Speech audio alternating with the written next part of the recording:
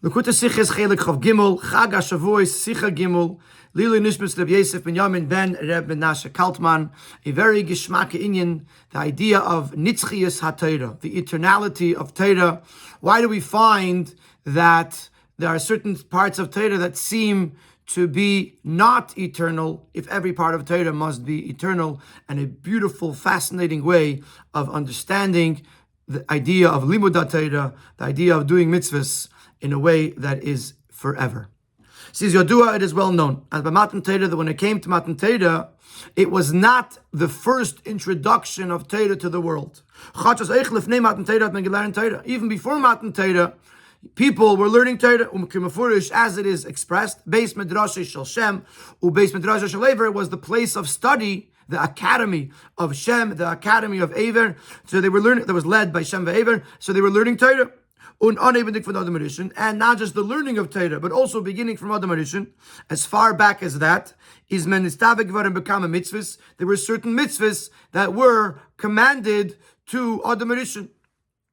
The Rebbe references the Rambam in Hilchas Malachim, where the Rambam says that in the time of Adam Rishon, there were 6 mitzvahs given, which are 6 of the 7 mitzvahs b'nei Noach. And then Aver Menachai was given to Noach. And then Avram Avinu was given the mitzvah of Milah and introduced Shacharis. Yitzchak did the mitzvah of Meiser and introduced Mincha. And Yaakov was given the mitzvah of Gid HaNosha and he introduced Ma'ariv. So we see that it started as far back as Adam Rishon and it evolved over time. In addition to that, we know that the Aves, the forefathers, fulfilled the entire Torah even before it was given. So in that case, what was novel about Shavuos, about the Matan Torah? So in this Chadash, as Eden seinen Demot Nitztave geworden, auf alle Tayag Mitzvahs. That when it came to Matan Torah, Yidden were then commanded on all 613 mitzvahs.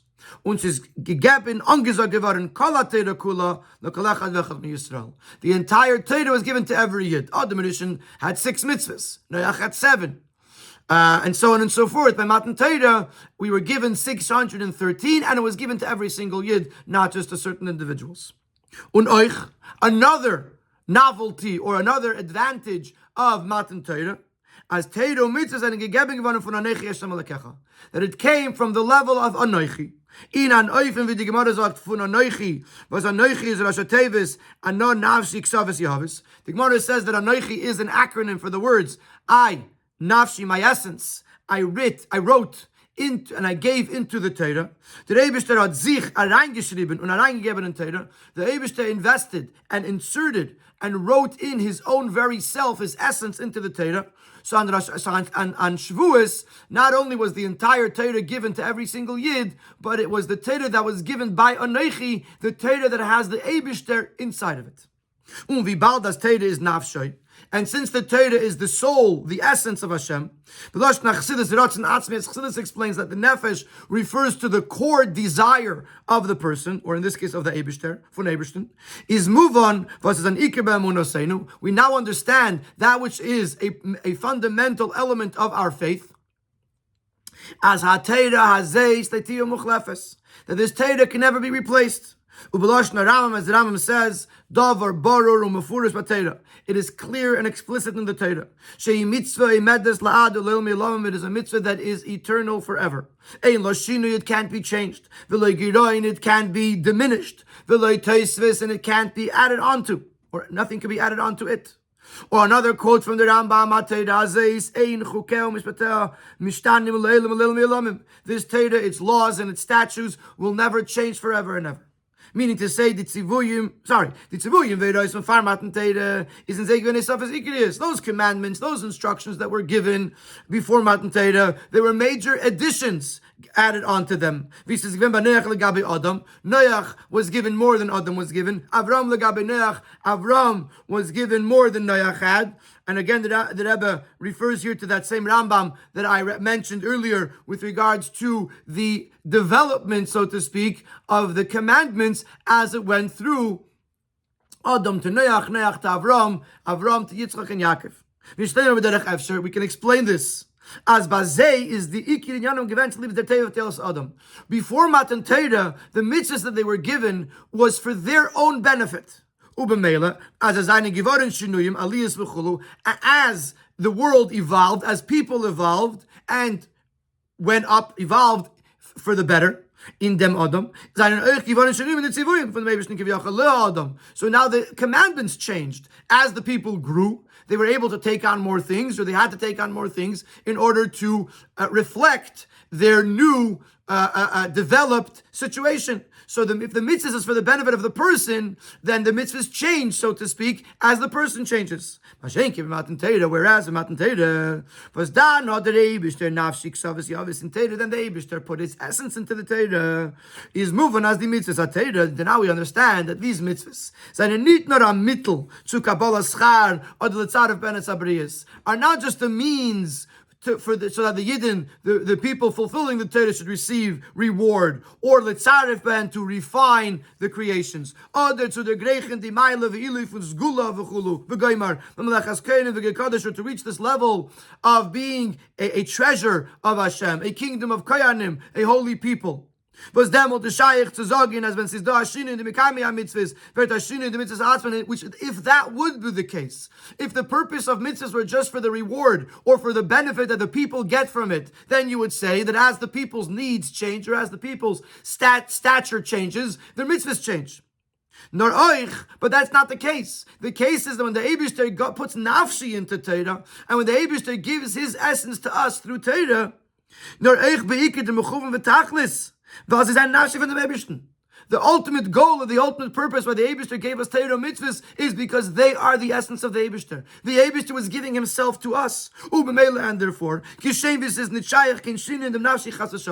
like there can't be any change in the essence of Hashem, so too, Torah mitzvahs can't change. As the Rabbi explains this in other places as well. So, we established that the uftu, the novelty, the chiddush of Matan Torah is that the Eibishter gave us the entire Torah from Anoichi, from his essence, and therefore we now understand that the ultimate goal of the Torah is the fact that it's the essence of Hashem, and when the Eibishter gives us the Torah, he gave us himself, and just like he is never changing, so too the Torah and mitzvahs are never changing. In Sif Beis, we're going to extend this not just to Torah Shabiksav, but to all other aspects of Torah, that they too are included in this nitzchius, in this unchanging eternality. Since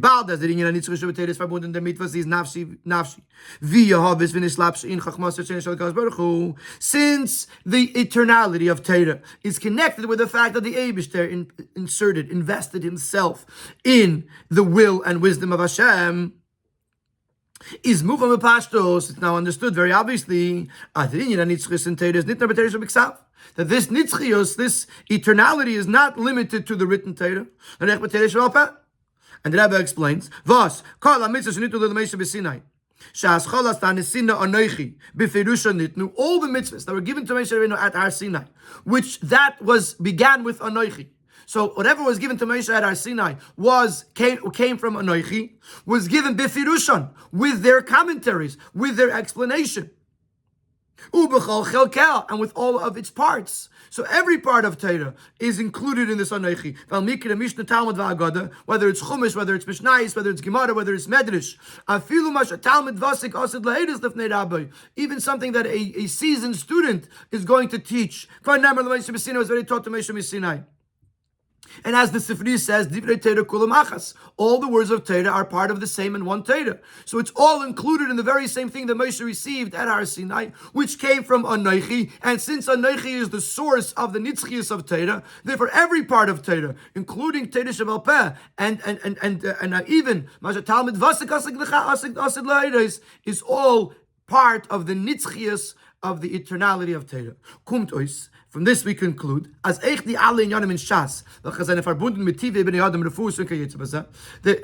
the Gemara discusses things that are connected to the nature of people. For example, a lot of the laws of marriage, or hilchas ishus, are dependent on the nature of the body of the woman. So the Gemara discusses a lot of things that are deep, that are connected. This is just one example of many other examples where you have to discuss how the body of the person or how certain aspects of nature works, or refuos, different medical remedies that the Gemara tells us, which these are not really halachas.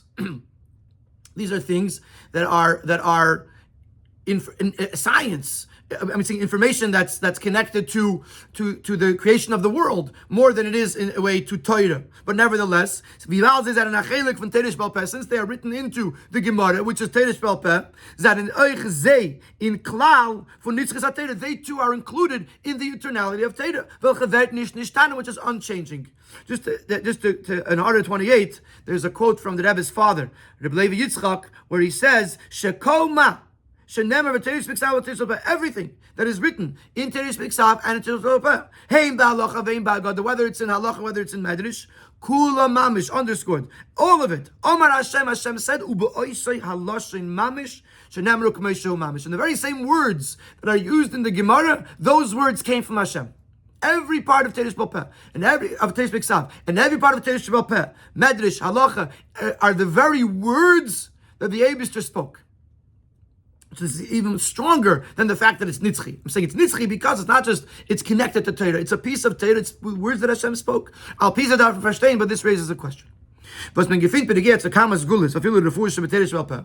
find with regards to various different remedies or medicinal directives that are written into Teresh Bal Peh, werd gesagt, was man gefindt, wenn geht, kam es gut auf viele Fußball wird gesagt, it's said, as bisman azeh seien sie anders, wie beyond bisman shas, that today it's different than the way it was in the time of the Gemara, weil nishtanu hativim, because nature has changed. And so certain things that were, let's say the same mashal I gave before with regards to certain halachas that apply to the way the woman's body works, today because we don't know exactly this, so because things have changed, the halacha becomes different. The Rebbe in the Torah refers to a number of examples. I'll just bring them to you, just to, I think it clarifies a little bit what we're talking about. In Hilchas Yibum and Even Ezer, the din is that if a woman is pregnant and her husband dies and she's pregnant with her first child, she still needs a Yibum because the baby wasn't born yet.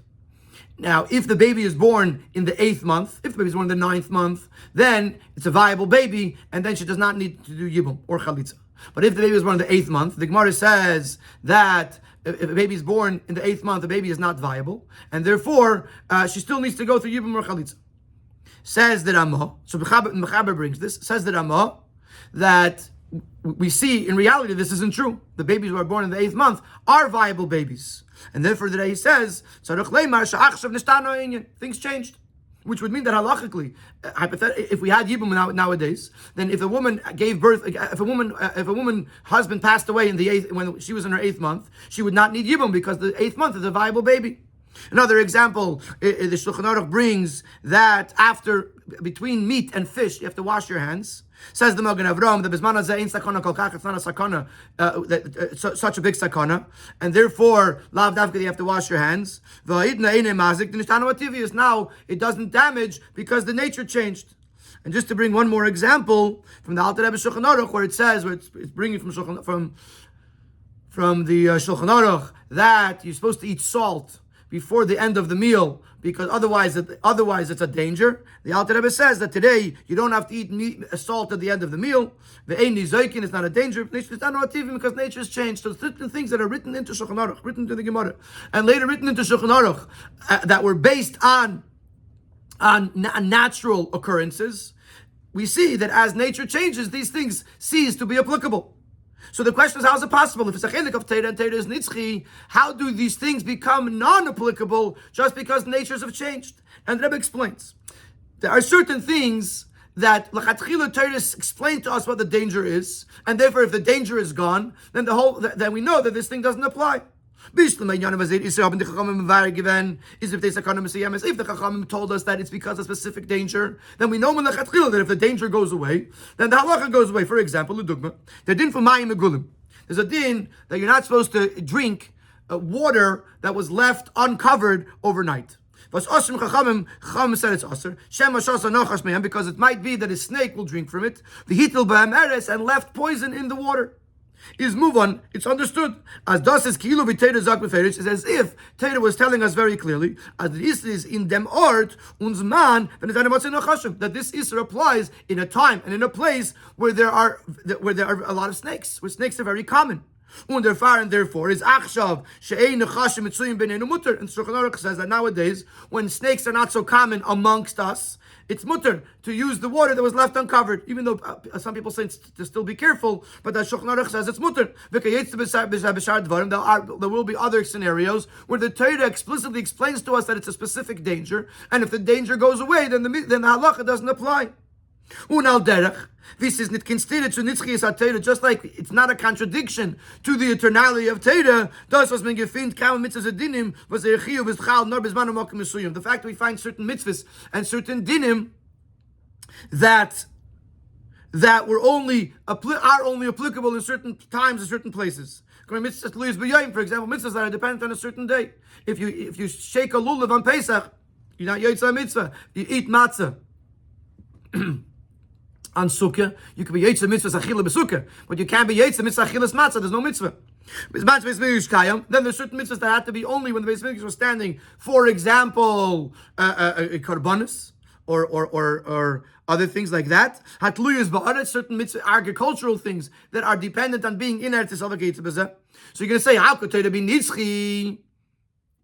How could Torah be nitzchi if they tell us to shake lulav and today I can't shake lulav? No, Torah lechatchila told you. Well, Torah gufa mit lechatchila zekiveh in a beshtim tizman umakom. Torah ben lechatchila to begin with established this mitzvah in a specific time and a specific place. Das is the gedera mitzvah. That is the framework of the mitzvah.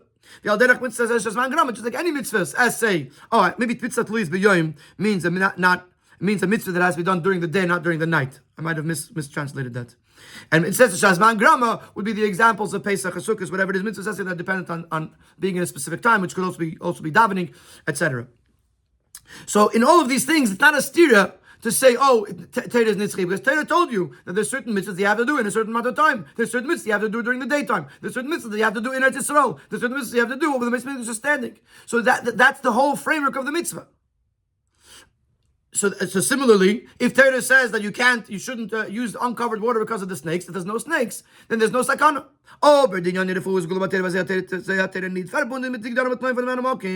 But these concepts in these remedies and these medicinal instructions, which Torah does not depend on the conditions of time and space. Nor is it there said in a very overall way, as then that if a person conducts themselves in a certain way, it is a danger. Like for example, mixing meat and fish. That a certain thing is medicinal, is healing. How could you say that these are not eternal things and that these are not applicable in today's day? It says in certain places that you're not allowed to engage in these types of remedies which the Gemara brings because the natures have changed. So all of a sudden we started out saying Torah is nitzchi, and then we said, 1 second, there's certain things in Torah that were applicable at the time and then they ceased to be applicable. And there are certain mefarshim that say with regards to various things, as a Yosef Isim inside Allah Sinai, that because their Isser stems from Moshe Rabbeinu on Sinai, that they cannot be a change in them just because the times have changed. Because the words of Hashem, the words of our God, will stand forever. So the question becomes, the Pale Mamish, we see that these refuahs don't work, and we're told we're not allowed to engage in them. So what happened to the nitzchiyas of Torah? Gimel, we're going to ask a very similar question with regards to the Rambam. Al-Derech says the Kasha of Divrei Rambam. The Rambam writes a full chapter with how a person should conduct themselves with regards to eating and drinking, etc., living a healthy life. The Rambam starts, since for the body to be healthy and complete is, and the Rebbe adds the words Avedis Hashem somewhere. Midarke Avedis Hashem, who is part of serving Hashem. was von dem, was der Rambam hat das reingestellt, was Sifrei Yad HaChazaka, and since the Rambam placed this into the Sefer Yad HaChazaka, he didn't make a separate book that would be about medicine or healing. In the Sefer of Halachas, he puts in these instructions about living a healthy life. Is moving as the Yerai Zainin, it's understood that these instructions are not Zainin, nicht al derech wie der Ras Harefe, was der Chele darf sie folgen, wie es hat bin smart middle and sie sagen, aber die Divrei Harefe sind nicht Divrei Torah. It's not like a prescription from a doctor that you have an obligation to listen because you have an obligation to watch your health. But the words of the doctor are not words of Torah, and sometimes the doctor says things that are not correct. But if the Rambam put these in the Sefer Yad HaChazaka, these instructions about healthy living in the Rambam become part of the halachas and part of Torah. Ubifrat, especially since the Rambam didn't just say it generally, guys, stay healthy. But he actually goes into the details. The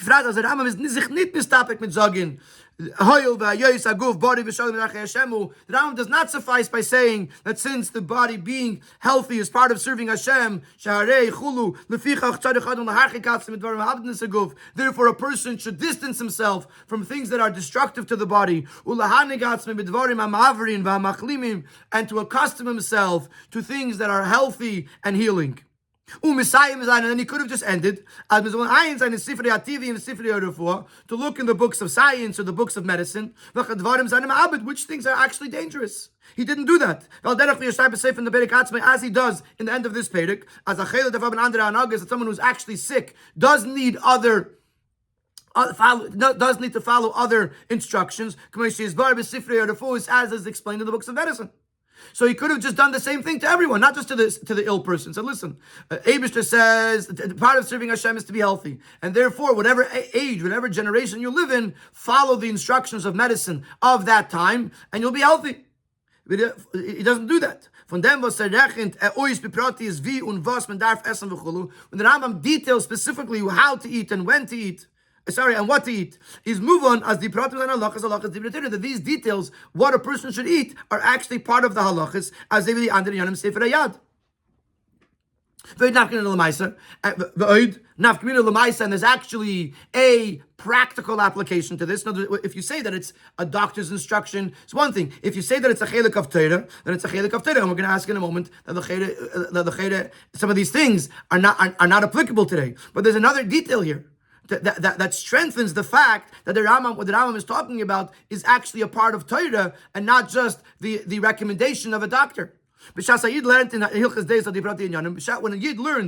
the Rambam's Hilchas Deis these details, which discuss how a person should conduct himself eating and drinking, he's with this, he's fulfilling the mitzvah of learning Torah. And he's obligated to actually make the bracha on learning Torah before he learns it. When I say and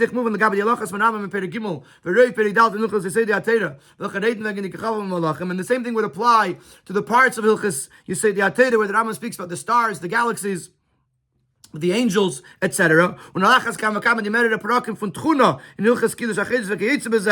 the various different chapters where the Rambam discusses the laws of Kiddush HaChedesh and astronomy, which we just learned a couple of weeks ago, that even though it doesn't seem to be, Hilchas Kiddush HaChedesh, part of it actually has halacha in it, but some of it is astronomy. It's numbers, it's calculations.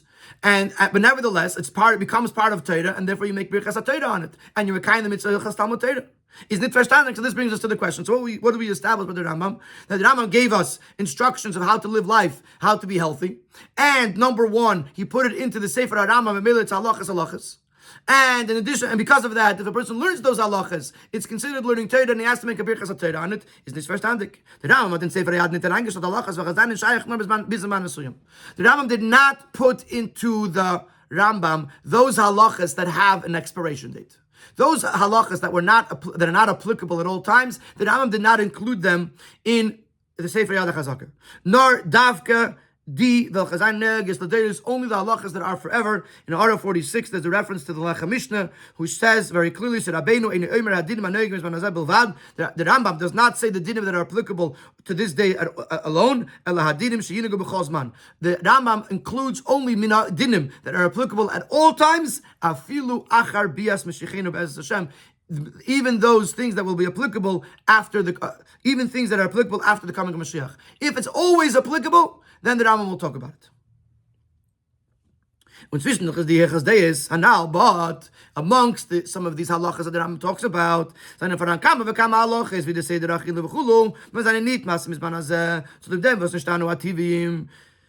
are certain halachas, such as what a person should eat, that are not so applicable in today's day and age because the fact that our bodies have changed. Since the nature of the body, it changes from time to time and from place to place. Just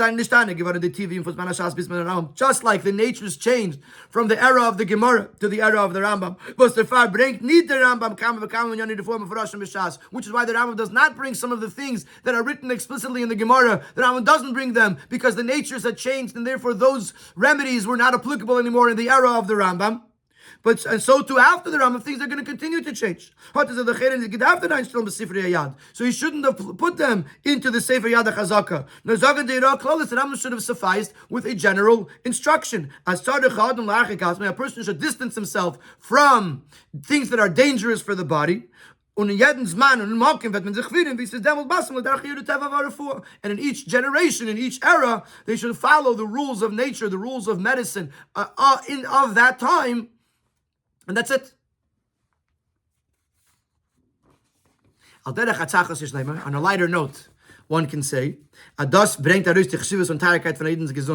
this actually highlights the importance and the preciousness of the health of a Yid.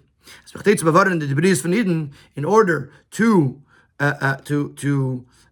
address, to protect the health of a Yid,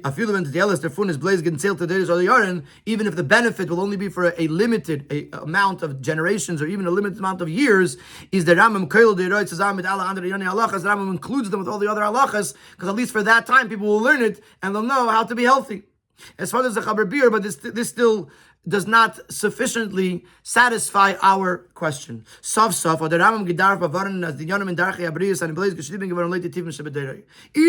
the Rambam should have said a person has a mitzvah to keep themselves healthy. Al pi halacha, you have to be healthy. You want to know what that means? Depending on what era you live in, look up the books of medicine, medical books of that time, and you'll know what it is.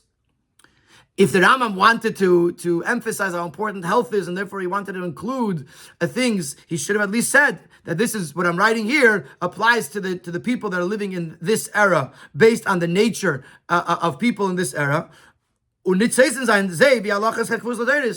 not leave it open-ended as if these are halachas that are established for generations to come, when we know that now not everything that Rambam said with regards to health is applicable to today.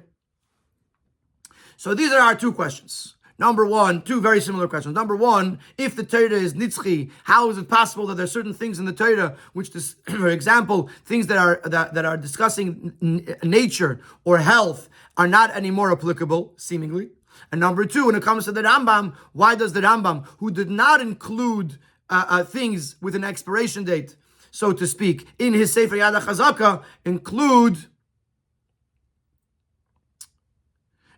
certain things that, such as health matters, that seemingly were applicable in his generation, but not applicable in all generations? And Sif Dal, the Rebbe is going to suggest an answer, and he's going to immediately refute it. So we can explain this. The Rambam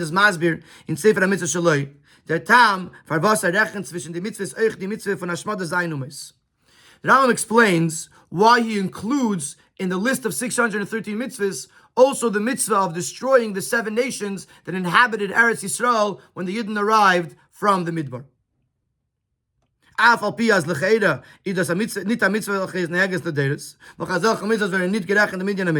Even though seemingly the nations were already destroyed, and therefore this is not a mitzvah that is applicable in the future generations. And as we said before, the Rambam did not include those mitzvahs that were not applicable in future generations. This is the quote from the Rambam. Something that ends because the goal was accomplished,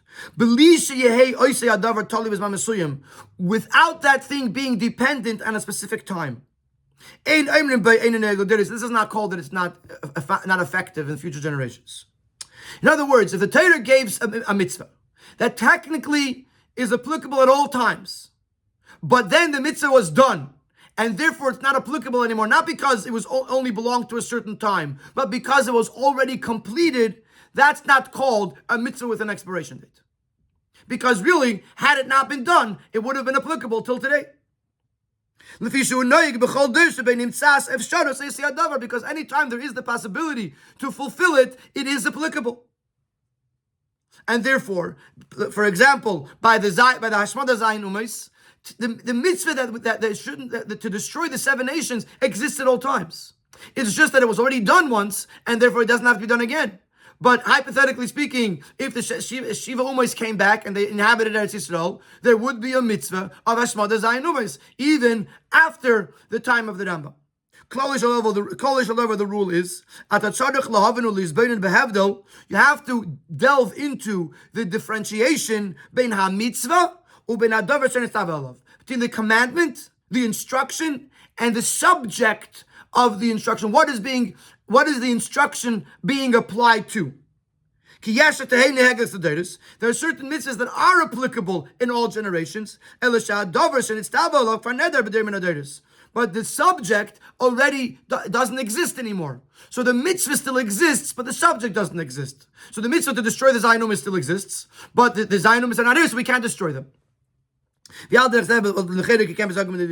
So seemingly we could have applied that reasoning to these halachas about health. The fact that the natures of people have changed. When the fire health and and therefore the remedies in the time of the Gemara. And certain instructions in the Rambam do not apply anymore. It doesn't change the fact that these instructions are instructions for all times. And part of the eternality of Torah. Because the instruction is forever. Nor der davar shenitstav is neder, hat sich gebitten. It's just that the subject here, it doesn't exist anymore. The body's changed, and therefore the body that we were speaking to then doesn't exist now. But hypothetically speaking, if all of a sudden somebody woke up one morning and he had the body of someone who lived in the time of the Rambam, or someone who lived in the time of the Gemara, then those instructions would apply.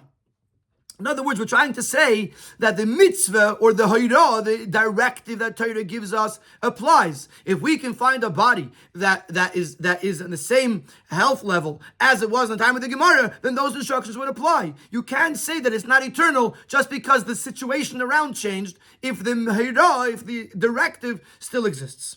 Similar to the Rambam himself clarifies. The fact that the Rambam promises, says, I guarantee it, as that someone who follows these instructions will not have any illness his entire life. Doesn't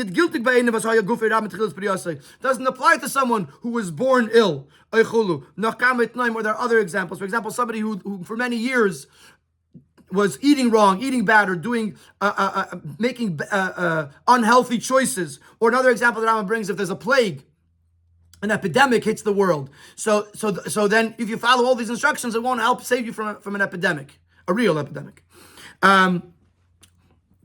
So the Rambam himself says that there's certain situations where this won't work. So the concept is true forever. It's just that if the body changes, if the science changes, if the situation changes, then that directive won't work at this time. So l'chayda, you could say that the Hira is nitzchi and the Torah is nitzchi, but the guf that it was talking to doesn't exist for now, and therefore we have no way to apply it, but the directive itself is nitzchi. Aber, the Rebbe says this is not a sufficient explanation. It still doesn't explain the answer. When it comes to the commandment to destroy the 7 nations, or to obliterate Amalek, Zog Teira, in dem Tzivu in dem Tzivui mefaret dem davar shenes tavalov. The Torah, it actually defines what is the subject, either Zayin Umais or Amalek. The whole commandment is that you should destroy the 7 nations. So once the 7 nations are destroyed, then the mitzvah still exists, but there's no nations to destroy anymore. Or Amalek, the same thing. But the Torah clarified to us what the subject is, and therefore I know when I don't have to do it because it's done already. But in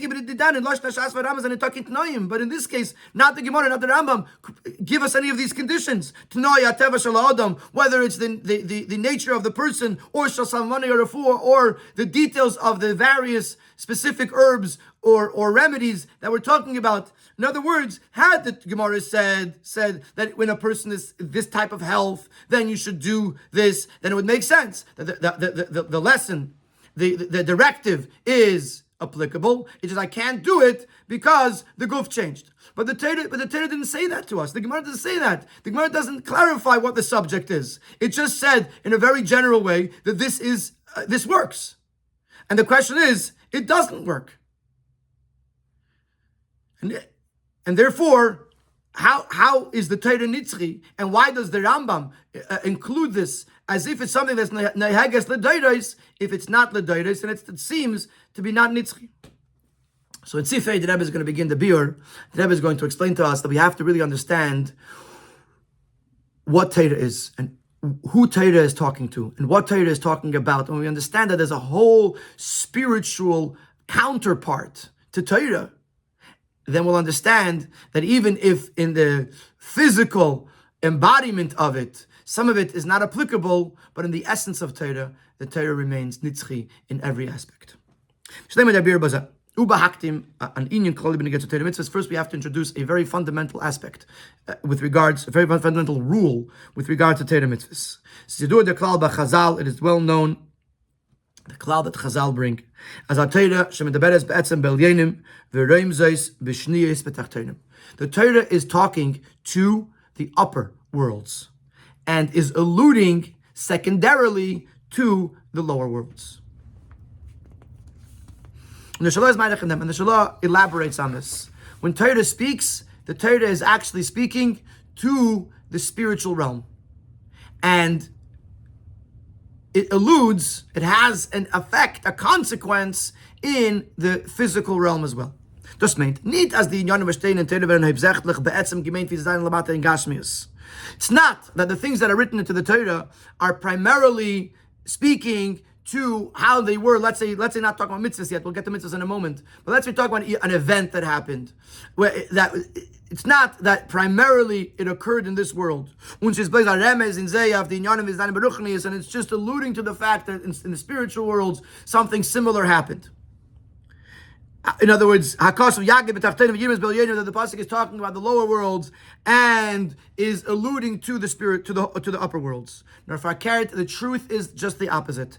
Torah is speaking in essence. The Torah is speaking about the spiritual worlds, the upper worlds, as this is on a spiritual level. When is thereby nor meramis of the inyanim v'zeizayin betachtenim and gashmius, and is just alluding to how it happens in the lower worlds and the physical worlds.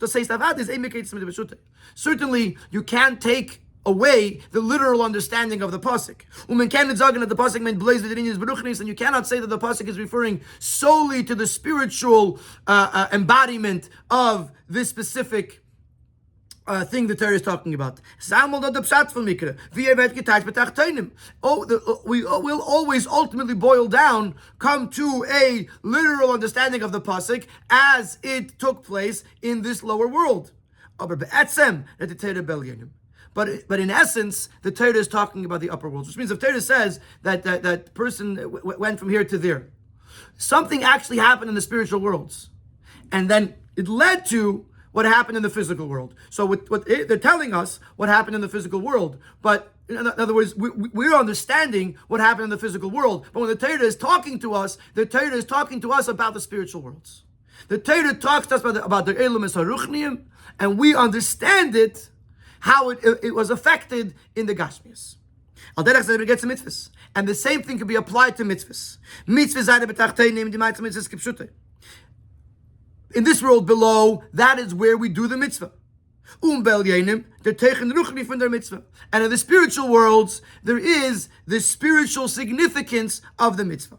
The Pirish present what this means. You would think that a yid puts on tefillin over here, and this has a chain reaction to what happens above. Es ist nicht als in Zugab zu der Mitzvah, wie es mir ist mekayim bepashas an die Mitzvah eicha teichen nuchri.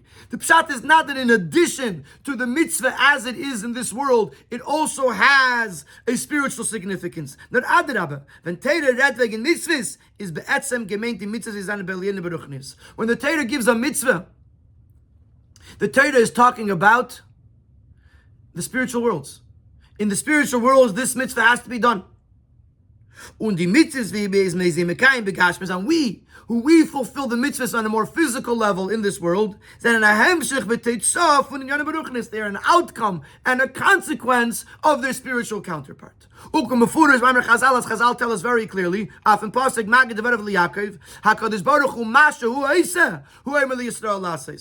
the Eibishter does, he tells the Lases Velishmer, he tells the Yidden to do. First the Eibishter does it, and then it becomes a mitzvah to us to do and to keep, to observe. In other words, when we read a mitzvah in the Torah to take a lulav and sukkahs and to take daled minim and to shake them, the mitzvah is actually in the Torah is actually talking about a spiritual event that takes place in the spiritual worlds. Way we do it is we do it physically. We shake a lulav and the other minim. But when the Torah is talking about what's happening in the spiritual worlds. Don't get confused. Don't say, oh, what's the Iker is the Maisa. What are you telling me? The Torah is talking to above. If the Iker, no. And we know with regards to Torah, the Torah is not in the heavens. Because what does the Eibishter want? The Eibishter wants that the mitzvah should be done in this world in a literal sense. And so too, when there's a question, where does it get adjudicated? In this world. Not b'shamayim. As we know the story in the Gemara, that when the Baskel tried to paskin and it wasn't accepted, and the Baskel said Natzchuni Banai, because the halacha has to be paskin in this world. So this is true. This is not a stira. Ultimately, for us, how do we fulfill a mitzvah? We fulfill a mitzvah the way it was told to us to do it begashmias, and we do it in the literal sense in this world. But if you look at the inherent aspect of the mitzvah, the core of the mitzvah is the core of the mitzvah begins in the spiritual worlds. The way we do it is way Torah tell Hashem told her to do it. Put on film.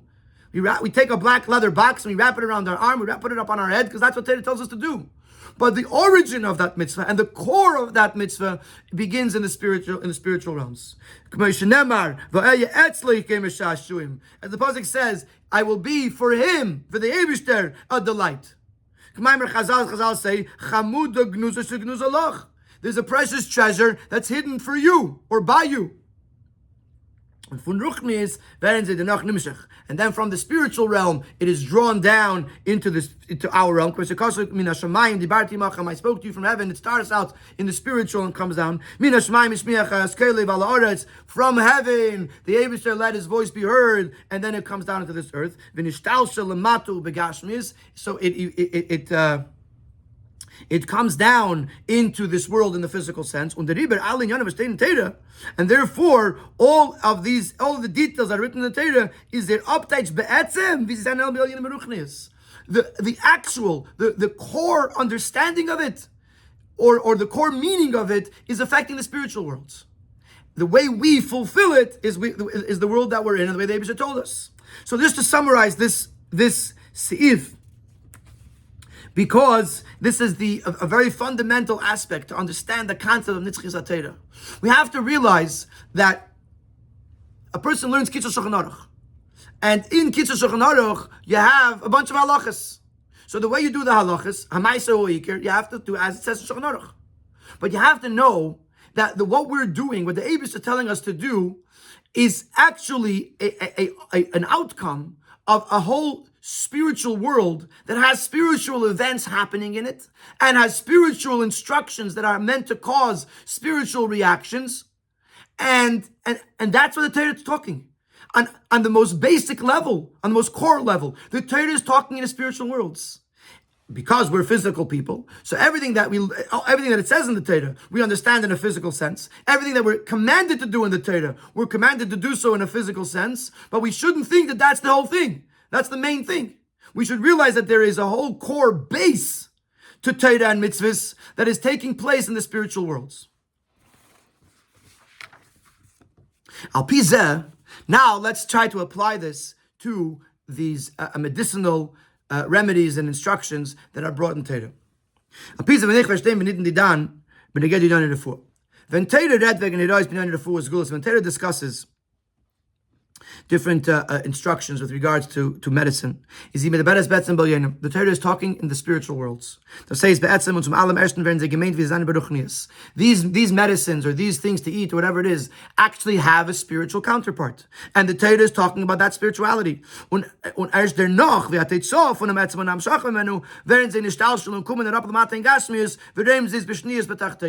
because of that, the consequence of that is that they have an effect in the physical world as well. So, for example, if the Rambam says that you should eat this and this food, it's because spiritually this food affects the neshama, the spirituality of the person, and that's why it also physically affects the guf. So when the Rambam says, we'll talk about the Rambam in Siv Zayin, when let's say the Gemara says to eat this or to do this or to it's because spiritually that's what the neshama needs, and because that's what the neshama needs, it's like I don't know if this is an excellent example, but we know in other places the Rebbe brings in the Sichos that is the pasuk. I don't remember the pasuk. Reivim gam tzmeim nafshem be'am tisatav, that the guf is hungry because the neshama is hungry for the birurim. I don't know if that's a perfect example, but at least it gives us a glimpse into this physical versus spiritual worlds. The Torah is talking to us. The Torah is talking to us about the ruchnius. Torah is saying is that this spiritual remedy works for the neshama or for the spiritual world, and because of that, it affects. We have to do this in the physical world. The guf needs this a remedy. And this is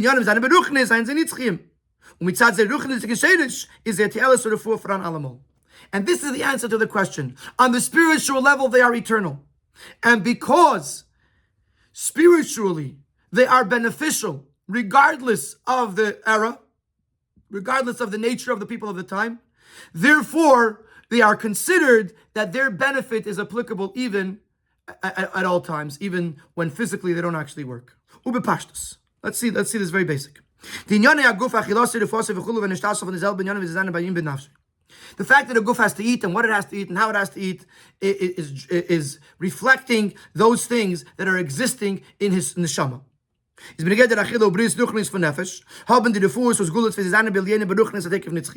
for the neshama, these remedies that we're doing for the neshama, this, as it is in the spiritual worlds and the upper worlds, this is applicable. It's eternally. It's unchanging. Let's read this slowly because it's very, very important. As it comes down into this world, in Gasmi, now as it is applied into the physical realm, now there's a difference. In a time where things are as they should be. So the things that are happening below have the same theme, they are aligned with what's happening above. Therefore, also the physical, material remedies that are reflected off the spiritual remedies, they work. When the world changes and descends into a lower level, then the spiritual parts can't lower themselves. There's a misalignment between the upper worlds and the lower worlds, and therefore what's in the upper worlds can't come down into this world. And therefore its impact on the body changes. And these directives remain only in the spiritual realm and don't happen in the physical realm. So in other words, if Torah says, the Gemara says to eat a certain food, and today we don't see any value of it, or to eat in certain intervals, and today we don't see any value in that, or we say it's unhealthy. That's not because inherently there's a problem with it. As a matter of fact, in the spiritual world, this remedy still works and is still beneficial to the neshama. But because there is a misalignment between the spiritual world and the physical world, therefore the spiritual world can't impact the physical world, that when you eat this or take this medication, that it should work. And therefore, in the physical world, it doesn't work. But spiritually, it still does work. So we could actually suggest an example. It's not a perfect example, because here we're going to go from bottom up, not from the top down. But what it does do is it explains to us the concept that you do something physically and it actually has a spiritual effect. So you see the bridge between the physical and the spiritual. When the Bris Mikdash was standing, and they would bring karbonis. You would bring a physical animal, a physical offering, and a yid would experience an atonement. Through doing tshuva, this would heal him. It would heal him from his sin. When the situation changed, and because of our sins, we were exiled from our land, and our Beis Mikdash was destroyed. In this situation, that you bring a carbon, you shacht it, it won't work. Bringing a carbon, we're not allowed to. But you could still receive the atonement and the healing through doing something spiritually, through davening or through doing tshuva. So we see over here the bridge between the physical and the spiritual. And we see that in today's day and age, a person could experience a kapara and a refuah, a spiritual healing, through davening, through doing tshuva, even though he can't actually bring the carbon. And the same thing we can say about the Rambam. The Tumim writes with regards to the words of the Beis Yosef, the Mechaber Hestes, and the Ramah. As hakol biksav miyad Hashem hiskil, everything that was written was the wisdom came from Hashem. Ruach Hashem noisasa bekirbam, the spirit of Hashem was endowed within them. Liyosh l'shoino mechuvan lahalacha, that their wording should be precise to the halacha, bli kavanas hakaisav, even if they didn't realize it. The chayfetz Hashem b'yadam mitzliach, and the desire of Hashem was successful through their hands. For them, let's move on. As when the Rambam wrote geschrieben hat die halachas, and August was versichern, as the guf zostan abari v'shalom, when the Rambam wrote these halachas, conduct that guarantees that the guf should be complete and whole and healthy, is ruach Hashem nisa b'kirbei. The spirit of Hashem was endowed within him. Mechaven zayin la'alacha, that he should address, he should write exactly what the halacha is, including the part that is eternal. That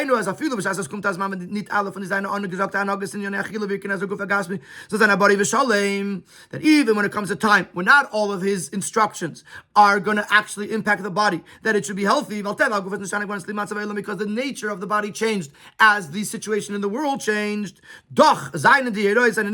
Nevertheless, his instructions are eternal. And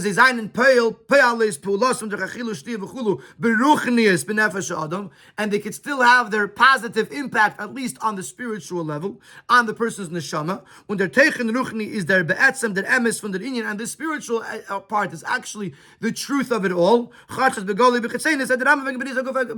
Even though, as the way we learn it, the Rambam is talking about the physical body and talking about material remedies. Nevertheless, that's only the way he talks to us. But really, he's referencing something that's happening in the spiritual, because it's Yad Hashem, Ruach Hashem Neisa Bekirbam. He's writing the words of Hashem, and the words of Hashem are Be'ikr Baruchnius. And therefore, that is still Nitzchis, and that's why the Rambam put it in there, because that is actually eternal at all times. It's just that not everything that he wrote is actually applicable to us today, but it doesn't change the fact that it is Neheges L'Doros, because at least on a spiritual level, it is applicable for all times.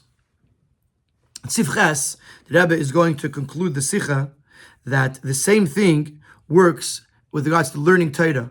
That it's not enough to learn the Nigla the Torah, but you also have to learn Pnimiyus HaTorah, Chasidus, because the Pnimiyus HaTorah is the Medaberes Be'el Yonim. That which the Torah is talking about, the spiritual, and only alluding to the physical, is actually the difference between Nigla and Chasidus. This concept that the Torah is talking to the spiritual is actually relevant also with regards to the person learning Torah. There is the learning Torah as it applies to the physical world, which is nigla. And there is the limit Torah as it is in the spiritual world, which is the primary focus of Neshamas and Gan Eden. Now, in there's two aspects. Whether it is to understand the inner dimension of the halachas, the depth of the mitzvah, and its concealed reason. And also the learning of the haskalah of Chassidus, the intellectual parts of Chassidus, of the oneness of Hashem, and how Hashem comes down into the worlds, and how Hashem created the worlds, etc., etc. So you have nigla, which is how to live life in this physical world, and then you have Chassidus, which number one explains to us the halachas of the Torah, and number two explains to us the whole spiritual DNA of creation. Sagt man auf dem. As Chotz Psak Halacha lernt man auf Davke von den Jahren, wie sie werden gelernt, benigel the Torah. Durch eine Neshama, beguf von Matad, even though when it comes to Paskin a Shaila, it has to be according to Nigla, by a Neshama that's in a goof in this world. In other words, it has to be something physical. But in truth, Torah is talking to the above. The ultimate learning of Torah is how a Yid learns the Pnimis Inyanim. And when you learn the Pnimis Torah, this causes a light and an energy into the Torah, in the limit of the Torah, in the Torah the way it's being learned in Nigla. Das helft dem Nesevot, das ist bei ihm bei euch zu der Herren und vielen in sein Limit von Nigla Torah, wie sie wird gelernt Olamata, nicht schlapst mit warum Gastem in Yanei Elmazeh, als dies Chamas Yershene Shal Gos Baruch Hu. And when a person learns Torah, Pnimis Torah, and he understands that this is the ultimate of learning, then it helps him internalize and to realize that even when he learns Nigla the Torah, and he learns, because this is how Torah came down into this world, it's enclosed in this physical world, that this is the Eibishter's wisdom. It's not just a civil law, it's not just practical, but this is Chachmasa, even that if Reuven says Kach v'Kach, and Shimon says Kach v'Kach, Yiyapsa Kach, that is Chachmasa, Yuritzenu Shal Kadosh Baruch Hu, even if it never happens. That is what the Eibishter wants us to learn.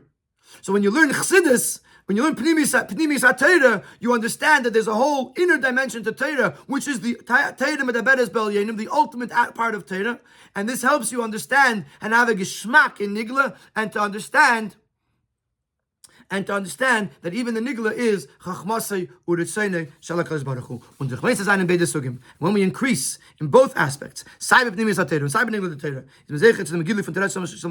we will merit the revelation of the Torah of Mashiach. Then when Mashiach comes, we're going to learn Torah. And it won't be to be refining the material world,